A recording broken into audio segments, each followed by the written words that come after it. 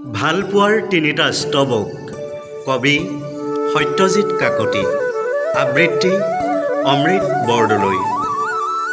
দুচকুত কাজল লগাই মোৰ দুচকুলৈ নাচাবা, অনুভূতিৰে শিপাই থকা হৃদয়খন বাৰে বাৰে আহত হয়। কোষ দুটিৰ সিপাৰত কথাবোৰ সামৰি মৌন নহৈও নৰবা, ক'বলগীয়া কথাবোৰ তল পৰি ৰয়। তোমাৰ প্ৰতিটো হাঁহিতে যদি দেখা পাওঁ মোৰ জীৱনে বিচাৰি থকা বাটৰ ঠিকনা, তোমাৰ হিয়াতে লিপিবদ্ধ কৰোঁ দিয়া প্ৰাপ্তি অপ্ৰাপ্তিবোৰ ভগাই লোৱাৰ প্ৰতিশ্ৰুতিৰে এখন লিখিত প্ৰস্তাৱনা। অতীতৰ কোনোবা গোপন গল্পই আঁকি দিব যদি পাৰে আমাৰ প্ৰেমৰ আয়ুস ৰেখা, মই বিস্মৃতিৰ এখন আকাশ দিওঁ। কথাবোৰ তুমি উভতি নহা ডাৱৰ জাকক সুধিবা।